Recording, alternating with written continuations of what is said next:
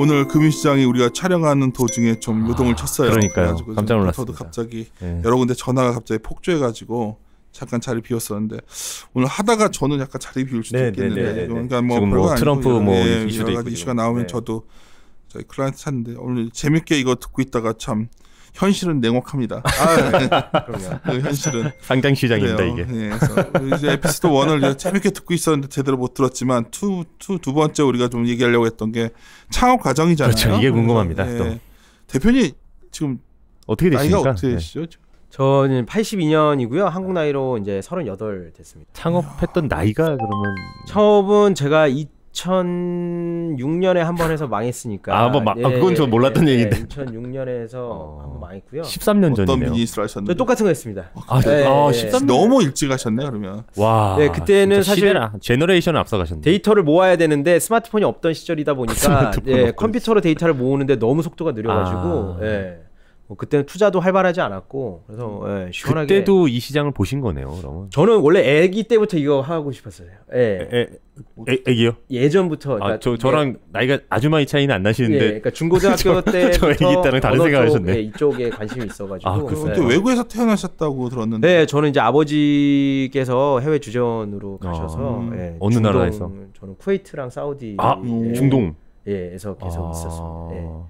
그러다 보니까 이제 그게 좋은 게 뭐냐면 저희가 미국에 있는 미국인 학교 가면은 영어가 메인이잖아요. 근데 중동에 있는 외국인 학교를 가면은 다 주재원들만 모여 있어서 뭐 프랑스 사람 3명, 뭐 스페인 사람 3명, 한국 사람 3명 다 이러다 보니까 영어를 이제 그 커먼 랭귀지로 쓰지만 그 자기들 언어를 다 갖고 있는 친구들이거든요. 그렇죠. 그러면은 어렸을 때는 친구들끼리 서로 인사말도 알려주고 뭐 호기심이 많다 보니까 뭐 이런저런 얘기 해주다 보면은 언어에 대한 관심이 자연스럽게 많아지는 것 같아요. 그렇네요. 그래서 저도 그것 때문에 그 언어 자체를 되게 재밌게 여겼고 어떻게 보면 약간 라이프 미션에 가깝네요. 그럼요. 어렸을 때부터 느꼈던 불편함에 대한. 그렇죠. 근데 이것도 사실 성향이랑 맞아야 되는 게 저 같은 경우는 그렇게 해서 제가 어떤 언어를 배운 다음에 남한테 썼는데 그 분이 그걸 알아들었을 때 그 희열이 있어요. 그럼요. 외국 분을 봤는데 그럼요. 그 재미로 하는 거죠. 그렇죠. 언어 공부는. 제가 아는 스페인어를 했는데 그분이 너무 반가워하거나 혹은 아랍어를 했는데 반가워하거나 그렇기 때문에 이제 언어 데이터에 대해서 막연한 관심을 갖고 있다가 이제 대학교 때 원래는 이제 사실 순수한 목적으로 시작했습니다. 이제 사어가 많아진다라는 얘기를 들었어요. 죽어가는 언어가. 죽어 언어가. 사어가 많아지는 이유가 근데 이제 이게 데이터가 없으면 다시 부활시키기가 어렵다는 얘기를 듣고 이 사어를 부활시키려면 언어 데이터를 많이 만들어야겠다. 또 제가 이제 그때 그 로마 이야기라는 책에 빠졌는데 나나미 작가님의 근데 이제 거기 에트루리아라는 그 지역 이제 나라죠. 그 나라가 해독이 안 되는 거예요. 에트루리아어가 지금까지도. 그래서 그 에트루리아어가 해독 안 되는 이유가 결국에는 에트루리아어에 대한 데이터가 없기 때문이거든요. 매칭이 데이터는 데이터가 그렇죠. 없는 거죠. 뭐 그러니까 로제타 스톤 같은 게 없는 거죠. 그러면 이제 미래에도 지금 많은 언어가 사라지고 있고 지금 제주어도 사어로 지금 이제 지정이 되고 이제 위험한 언어로 지정되고 제주어가 그렇게 분류가 돼요? 정확하게 유네스코가 거기서 지정한 사라져가는 언어에 지금 들어갔습니다. 전라도 말이랑 경상도 말은 안 사라질 것 같아요. 그거는 전혀 안 사라질 것 같아요. 서울 오래 사셔도 안 바뀌더라고요. 그게 무슨 기준이 있더라고요. 뭐 젊은 층이 뭐 그 언어를 쓰는지 뭐 이런 뭐 몇 퍼센트가 그 언어를 구사할 수 있는지 그게 있는데 그 기준에 의하면은 사실 제주도도 들어가 있는데 이러다 보면은 나중에는 이제 해독 자체가 안 되는 상황이 생길 수 있으니 데이터를 최대한 많이 모아놓나 매칭되는 그렇게 했는데 이제 그 당시에는 잘 안 됐고 잘 안 되다 보니까 이제 SK텔레콤이라는 회사에 이제 들어갔어요. 그게 첫 직장이신 거네요. 네, 이제 저도 살아야 되기 때문에 거기에 한번 접고 들어가신 거네요.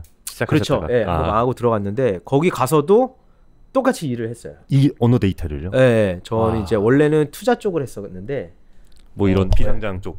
뭐 인수, 뭐 합병, 뭐 투자, 뭐 혹은 LP로 들어가는 경우도 있고 이제 그런 팀에 있다가 SK는 이제 사내벤처라는 제도가 있어요. 그래서 사내벤처로 또 언어 데이터 쪽 그것도 연관이 또 됐네요. 강력하게 어필하신 건가? 그게 저희가 이제 어플라이를 했어요. 저희는 이걸로 사내벤처를 하고 싶다. 거군요. 그래서 2009년부터 2012년까지 또 언어 데이터 관련된 사내벤처를 하고 2011년이 넘어가니까 스마트폰이 막 퍼지면서 이걸 이용하면 언어 데이터를 정말 빨리 모을 수 있겠구나라고 생각이 들어서 이제 2012년에 퇴사를 하고 창업을 하게 된 거죠. 그 창업 시기가 예. 전 세계가 12년서부터 글로벌 디플레 공포에 들어갈 때인데 그때 창업하셨구나. 맞습니다. 예. 근데 야 그걸 어떻게 잘 이겨내셨지? 그렇죠. 아니 뭐 사실 인생 얘기를 해야 되는데 갑자기 궁금한 게 저는 그런 소위 스타트업 시작을 하게 되면 굉장히 돈에 단서 달린 돈들이 많이 들어오잖아요. 주로 시작하시면 뭐 이렇게 원래 좀 표현이 그런데. 투자 받는 돈이라는 게 굉장히 단서가 많이 달리지 않나요? 맞습니다. 예. 조건이 많죠. 그렇죠. 표현이 너무 고상하게 하다 보니까 이게 그런데 야, 그 돈들 받으시면서 그걸 계속 충족시켜서 여기까지 왔다는 거는 정말 어떻습니까? 우여곡절 많으셨겠는데. 근데 사실 뭐 투자는 자본시장에서 꼭 필요한 과정이다라고 보는 거고요. 그게 이제 저희의 어떻게 보면은 뭐 기업의 목적 중에 하나가 그렇게 해서 이제 기업을 이루는 여러 가지 주주 그렇죠? 주주라든지 아니면 회사 구성원들의 이익을 최대화시키기 위해서 사실 노력하는 게 맞는 거고 그런 과정에 있어서 아무 저희가 뭐 능력이 없는데 뭐 조건도 없는 그 금액을 바랄 수는 없잖아요. 그렇죠. 그래서 뭐 저희가 처음에 이제 2012년에 다행히 제가 이제 투자 쪽에 그 전에 있었다 보니 아무래도 다른 사람들보다는 조금 더 그 부분에 있어서는 네트워크가 좀 있으셨잖아요. 제가 그래서 왜 말을 좀 질문지와 상관없이 말을 꺼냈냐면 그 파트너들을 어떻게 해서 모이신 거예요? 그래서 돈 관련된 게 연관 안 될 수가 없거든 이게. 투자자들. 아니 그리고 창업 멤버들도 그렇고 다들. 창업 멤버는 아까 말씀드렸지만 사내벤처를 저희가 했는데 사내벤처 할 사람을 모았어요. 그분들이 그대로. 그때 나오신 분들이 같이 퇴사. 누가 꼬신 거예요? 그러니까 이제 저는 그분 두 분이 그때 제가 퇴사할 때 결혼한 지 두 분 다 100일이 안 되셨어요. 아유 대단하시다. 그래서 저는 당연히 이분들을 모시고 나오는 거는 힘들다. SK텔레콤이 연봉이 되게 높은 안정적인 직장이죠. 그리고 안정적이고 누구나 가고 싶어했던 지금이야 사람들이 뭐 옮기는 거지 예전에는 한 번 들어가면 나오지 않는 직장이었어요. 지금도 지금도 안 나오시는 분들. 근데 이분들 결혼한 지 100일 된 분들을 나오면은 저희 월급 빵이거든요. 근데 어떻게 데리고 나옵니까? 그래서 이분들이 이제 공대 출신이다 보니까 학교 게시판에다가 그 개발자 구한다고 좀 공고 좀 올려달라라고 부탁을 드렸더니 사내벤처 우리끼리 같이 했는데 나올 때도 같이 나와야지 하고 바로 나오셨어요. 야, 진짜? 용기 있네요. 진짜. 바로 나오셨고 저희가 첫 투자를 이제 DSC 인베스트먼트 뭐 지금은 그렇죠. 상당히 큰 회사가 됐고 그때 CD부터 하셨잖아요. 그렇죠. 아예. DSC가 그때 저희랑 비슷할 때 창업을 했던 회사예요. 지금의 DSC랑 다르네요. 그때는. 근데 더 웃긴 거는 그때 DSC가 창업할 때 저는 SK텔레콤에서 투자팀에 있었습니다. 그래서 그때 투자자 모임에 갔는데 저는 대기업에서 온 투자 그렇네요. 그렇네요. 직원이었고 그때 이제 벤처 기업에 다름없는 분이셨네요. 처음 만들어져서 저한테 잘 부탁드린다고 이제 그 투자 쪽에 좀 잘 부탁드린다. 그렇게 된 거군요. 신생 투자 회사다 이랬는데 이제 제가 그때 말씀드린 게 근데 저 조만간 퇴사할 것 같다. 창업을 하려고 퇴사할 것 같다. 가배 자리에서 떠날 것 같다. 그러니까 이제 DSC에서 그러면 혹시 저희한테 오셔서 한번 창업 아이템 얘기해 주실 수 있냐라고 해서 얘기 드렸는데 그때 이제 대표님께서 되게 좋게 그 생각해. 제가 알기로 그게 사업 시작하기 전에 시드가 이제 들어온 거잖아요. 본격적으로. 그렇죠. 저희 사업 시작하기 전에 용기 있는 투자를 한 겁니다. 근데 사실 그렇게 무기 투합해서 시작을 하셨어도 제가 이제 저는 굉장히 이쪽 세계를 궁금해해서 우리가 시작했다 그랬잖아요. 저는 여의도와 그쪽 세계가 소수가 만나는 게 아니라 한번 이렇게 공개적으로 한번 연결을 하고 싶어서 말씀드리는데 사실 저는 쪽에 여기 보면 뭐 고비 얘기하시지만 결국 그쪽 비즈니스를 하시다 보면 자금 소진 여력이 금방 고갈되고 그러지 않나요? 그럼요. 제가 그 비슷한 장애 투자 경험 실패도 있어가지고 저는 모든 대화가 제 경험을 바탕한 사람이어서 자금 소진 속도가 상당히 그쪽이 힘들더라고요. 제가 보니까 굉장히 고전들 하시더라고 거기서. 그럼요. 근데 그거는 사실은 뭐 자본주의 시장에서 당연히 거쳐야 될 관문이다. 어떻게 그거 보셨어요? 정말 제가 송치호 연구원한테 저번에 한번 내가 이렇게 했어요. 어떤 우리가 스타트업이나 이런 기업이 성공을 하냐? 그냥 까딱까딱하는 숨이 까딱 넘어가기 직전의 기업이 돈 받아서 넘기고 하는 기업이 결국 대박이 나더라. 맞습니다. 맞아요. 이거 말해도 되나 이런 거? 저는 그거는 맞는 거 같아요. 그러니까 정말 자금을 써버리고서 막 소진하면서 버티다가 그 돈을 계속 끌어와줘야 살아남으면 대박이 나는데 그 버티기가 여기 정말 고비를 어떻게 넘기냐가 정말 쉽지 않은 거거든요. 그러니까 많이들 이 고민을 하실 수밖에 없는 것 같아요. 저는 근데 그거는 저희 이제 스타트업에서 저희 살아남은 대표들끼리 많이 모여요. 네. 그러니까 2012년에 창업을 자세히 얘기해주시죠. 같이 해서 핵심 조언이네. 지금까지 살아남은 분들이 많이 없어요. 별로 많이 없다 보니까 막상 지금까지 살아남으신 분들은 되게 끈끈해집니다. 되게 끈끈해지고 다행히 지금까지 살아남으신 분들이 대부분 다 필드에서 잘 하고 계세요. 당연하죠. 예, 그때보다 뭐 가치로 봤을 때는 사실 뭐 몇백 배 정도 뛰어서 다 잘 하고 계시는데 저희끼리 그런 얘기를 한 적이 있어요. 우리는 지금까지 어떻게 살아남았나? 우리도 고비가 똑같이 있었는데. 그게 너무 궁금했어요. 네, 저 같은 경우는 투자가 한 번은 늦게 돼가지고 2달 동안 통장이 빵원이어서 담보를 잡아가지고 그 돈으로 직원들 월급을 줬던 개인 담보로. 네. 근데 이게 저가 누구한테 뭐 저희 창업한 사람들끼리 얘기하면 우와 이게 아니라 그래 우리도 그런 적이 있었지 약간 그런 분위기예요. 네. 그러면 우리가 지금까지 버텼던 이유는 뭐냐라고 하면은 결국엔 뭘로 귀결되냐면 운이에요.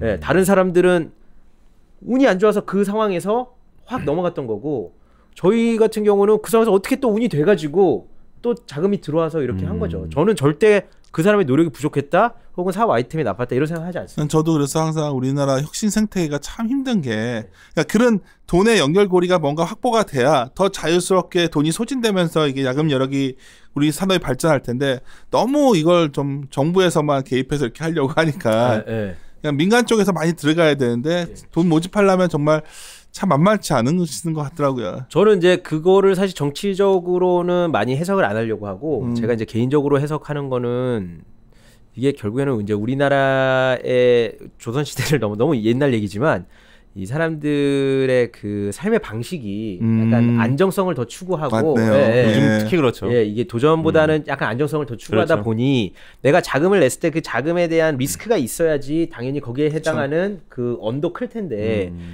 사람들이 안정적으로 계속 생각을 하다 보니까 내가 뭔가를 투자를 했을 때 적어도 이 정도 이르면 안 되라고 하다 보니 조건들이 계속 붙게 되는 조건이 거예요. 계속 붙는 거죠. 조건들이 붙게 되고 그러다 보면은 투자 시장이 활발해지지 않으면 결국 그걸 활발하게 하기 위해서 인위적으로 정부에서 자금을 대야 되는 상황이 생기는 거고 실제로 미국에서 저희가 이제 투자 이런 걸 진행하고 이렇게 보면은 이미 미국 시장은 그런 조건이나 이런 게 많이 빠져 있습니다. 그러니까 제가 그거 말씀드립니다. 이면은 확실히 있고. 그러니까 무슨 말이냐면 그냥 그 빌린 돈과 투자하는 돈이 차이가 확실하더라고요. 우리는 근데 빌린 돈과 비슷해가지고 그렇죠. 단서가 아까 그래서 조건 맞습니다. 단서 달린 돈들이 많더라고요. 그래서 이게 왜 그럴까가 그러니까 저는 뭐 대표님 같은 분 만나보면 굉장히 기쁜 게 그냥 궁금했어요. 저는 이쪽이고 많은 청취자분들이 금융이 다 똑같은 줄 아시지만 전혀 다르죠. VC 쪽과 이런 스타트업과 굉장히 단절돼 있거든요. 근데 저는 제가 아주 평범한 수준에서 질문한다 생각하시면 될 것 같아요. 그래서 그게 왜 안 되지? 그게 되면 상당히 좋아질 것 같은데 제가 그 생각 많이 했었거든요. 그러니까 그게 뭐 아까 말씀드렸지만 결국 이 역사인데 그러니까 이런 투자 쪽의 역사가 사실은 길지 않기 때문에 이게 리스크에 대해서 아까 다른 시장이라고 말씀해 주셨는데 그 다른 시장에 있어서 이 정도의 리스크를 받아들일 수 있는 그런 경험이라든지 역사가 있어야 되는데 그게 없다 보니까 뭐 실제로 상장 시장이라든지 혹은 비상장 시장이라든지 잣대가 사실 비슷하게 진행이 되는 거죠. 그렇기 때문에 이 정도의 수익은 적어도 있어야 되지 않을까? 그러면 잃어도 적어도 이 정도까지는 우리가 보호를 받아야 되지 않을까? 이게 생기다 보면은 결국엔 조건이 계속 붙을 수밖에 없어요. 제가 얼마 전에 이제 술자리에서 저희 우리나라 혁신 생태계를 얘기를 하다가 이제 나이 드니까 괜히 이제 애국심은 아니지만 정말 이대로 가다 우리 자식들은 뭐 먹고 사나 생각이 들어서 이런 말 해도 되는 거예요. 그럼요. 너무 그냥 IPO로 귀결되는 것 같아요. 그냥 저는 그냥 비즈니스 디벨로퍼적으로 가야 되는데 자금도 비즈니스 디벨로퍼 기술을 보고서 그냥 계속 들어가는 돈이 있어야 이게 뭔가 그림이 그려지는데 우리는 하다가 이제 투자한 돈 회수도 해야 되고 이러다가 보면 그냥 이것도 저것도 안 되는 느낌. 아쉬움이 너무 많더라고요. 여기에 제가 붙이면 이런 거죠. 이제 창업자 입장에서 예를 들어 뭐 PMNA가 된다던가 아니면 맞다. 전략적 투자자 SI들이 투자를 많이 해준다던가 좀 여러 가지 그런 자금의 그런 통로들 탈출구들이 이제 좀 많이 외국은 많잖아요. 국내는 없죠. 그렇죠. 그러다 보니까 오히려 경영하시는 분들 입장에서는 그만큼 더 좀 척박한 환경에서 더 이제 힘들게 경영하시는 것 같아요. 그게 사실은 이제 이게 이제 저희가 선순환 구조로 그래서 창업을 하면은 투자를 받고 투자를 해서 인수를 받으면은 대표자가 돈을 많이 벌게 되니까 다시 그게 엔젤로 투자 환경으로 들어오고 이게 이제 자연스럽게 선순환 구조를 그려야지 다시 건강한 이 생태가 만들어지는데 네. 문제는 이제 그게 안 만들어지는 걸 억지로 만들려다 보면은 자금이 일단 투자돼야 될 게 필요하다 보니 이제 정부에서 들어오고 그게 이제 돌다 보는데 어디서 지금 계속 막혔냐면 M&A 시장에서 막혀 있는 거예요. M&A가. 네. 그러면은 이게 선순환 구조가 그래야지 다시 돌아오는데 정부에서 들어간 돈이 이쪽에서 막혀버리니까 이게 원을 못 그리게 되는 그 일을 이제 직접 뭐 과거에 하시기도 하셨으니까요. 네. 저도 그 부분 궁금했는데 한국은 왜 그런 사업체 M&A가 이렇게 비활성화되어 있는 걸까요? 그거는 사실 되게 위험한 이제 제 말일 수도 있는데 제가 이게 주변에도 이제 대기업 투자팀도 있고 이제 이렇게 있다 보면은 저는 이제 예전에도 이런 게 많이 있어요. 어느 회사가 창업을 했어요. 미국 같은 경우는 그 창업자의 철학을 되게 중요시합니다. 철학. 저 같은 경우도 이 일을 하기 위해서 10몇 년을 고민을 했는데 사실 인수를 한다라는 거는 그 회사의 기술을 가져오는 것도 있지만 이 사람이 왜 그 기술을 만들어진지에 대한 철학을 사는 것도 있거든요. 철학을 사는 거군요. 예, 왜냐하면 기술이나 서비스가 철학이 없어져 버리고 담당자가 바뀌어져 버리면 그 다음 방향성을 잃어버릴 수밖에 없어요. 그건 정말 와닿네요. 그런데 이제 그 기업에서 어떻게 보면은 그동안 우리 회사가 너무 빠르게 성장을 했기 때문에 그 과정에 있어서 사실 합리적인 가격으로 뭔가 이 대가를 이 서비스를 사는 게 아니라 많은 모방과 그런 것들이 있었죠. 그런 측면이네요. 또 우리나라가 이제 이 시장이 작다 보니 이런 게 있습니다. 예를 들어서 뭐 서울대 사람이 창업을 했어요. 근데 제가 어느 회사에서 인수 담당자예요. 서울대 선배예요. 내가 굳이 후배 회사를 그쵸. 돈 주고 후배가 저보다 잘 될 수도 있으면 좀 마음이 아플 거 아닙니까? 그렇죠, 근데 그렇죠. 우리 회사 내부를 보니까 너무나 유능한 개발자들이 많은 거예요. 직접 하자. 네, 직접 하자. 그래서 안 되는 거예요, 제가 봤을 때는. 근데 그런 일들이 아직은 토양이 지금까지도 아직 많이 미성숙하네요. 제가 아쉬운 게 그런 저희 엔지니어들, 저는 과학자와 엔지니어는 다르다 보는데 엔지니어들이 어떤 기술을 갖고서 미래를 보고서 어떤 소위 만들어내면 비즈니스 디벨로퍼들이 그걸 보고서 가치를 산정해서 돈을 넣고 언젠가 그 비즈니스가 디벨로퍼가 현실화됐을 때 돈을 회수하면 되는데 이게 다 따로 노는 느낌이에요. 다 따로. 다 따로 놀고 그러다 보니까 이게 돈이 딱 공매경화처럼 막혀버리니까 그 창업 생태계가 항상 자금이 빨리 소진되고 여기에 이제 그냥 이런 거 하나만 더 제가 아까 운이라고 하셨잖아요. 근데 또 동시에 그 전에 잠깐 말씀하셨던 게 또 언어에 대한 다국적 언어에 대한 라이프 미션 유사한 걸 제가 느꼈어요. 근데 한국에서는 어떻게 외국에서 보면 굉장히 어떻게 좀 중요한 개념인 게 라이프 미션 아닙니까? 그쵸. 미션. 한국에서는 딱 사업하시는 분들만 알고 있는 용어고 개인적으로 생각하시기에는 이제 그 사업의 비즈니스 내용과 라이프 미션의 연관성이 좀 살면서 경영하시니까 본인도 느끼신 것과 주변 분들 보셨을 때 어떻게 연관성이 좀 있습니까? 이거 저도 이제 이거 예전이랑 지금이랑 많이 달라졌어요. 아 그래요? 네, 예전에는 연결 많이 돼 있다 이렇게 예전에 많이 연결돼 있다. 지금은 한 2, 3년 전부터 제가 뭐라고 얘기하냐면 그것도 다 운이더라. 그것도 운이다. 그러니까 예전에는 돈을 쫓는 사람과 자기의 미션을 위해서 일을 하는 사람과 이제 두 개를 나눠서 당연히 저는 미션을 위해서 일하는 사람들이 더 성공을 할 것이다라고 생각을 했는데 나중에 실제로 딱 결론을 보고 보니까 돈을 쫓는 사람과 미션을 쫓는 사람의 그런 성공에 대한 퍼센테이지는 거의 비슷한 거예요. 반반이에요. 네, 비슷한 겁니다. 그렇기 때문에 누군가가 돈을 쫓기 위해서 일을 한다라고 해서 그 사람을 폄하할 것도 아니고 누군가가 미션을 위해서 일을 한다 그래서 그 사람이 뭔가 더 대단한 자본시장에서 더 대단하게 보일 것도 아니고 대신에 그건 있는 것 같아요. 돈을 쫓는 사람들 같은 경우는 고비가 올 때 버티지 못합니다. 다른 데로 금방 옮겨가죠. 그게 잘하는 거일 수도 있어요. 왜냐하면 이 사업이 망해가고 있는데 그때 사업을 완전히 피벗해버리는 거죠. 그렇죠. 그런데 미션을 쫓아가는 사람은 어느 고비가 올 때 그 미션을 생각하면서 버틸 수가 있어요. 그러셨던 거죠. 네, 그렇죠. 근데 이게 좋은 분야에서 버티면은 괜찮은데 안 좋은 분야. 이미 사양되는 산업에 있어서 세상 돌아가는 것도 좀 알아야 돼요. 미션도 좋지만 미션을 생각해가지고 어거지로 끌고 가게 되면 그렇죠. 그것도 잘하는 게 아니거든요. 맞습니다. 세상 돌아가는 거 잘해야 돼. 이리온도 좀 들으시고 제가 보니까 프린터가 그런 고비를 어떻게 극복했나가 지금 답변인 것 같아요. 워낙 이런저런 경험을 해보셨고 딱 말씀하시는 거에 투자 쪽의 경험이라는 게 이게 정확히 지금 말을 하시는 것 같아요. 그러니까 어쩌면 창업 과정에서 이렇게 멤버들끼리 잘 이루어서 가는 것 같아요. 그럼 뭐 어느 정도 정리가 될까요? 이는 네네 3로 갈까요? 그러면? 네, 그러면 잠깐 쉬었다가 갈까요?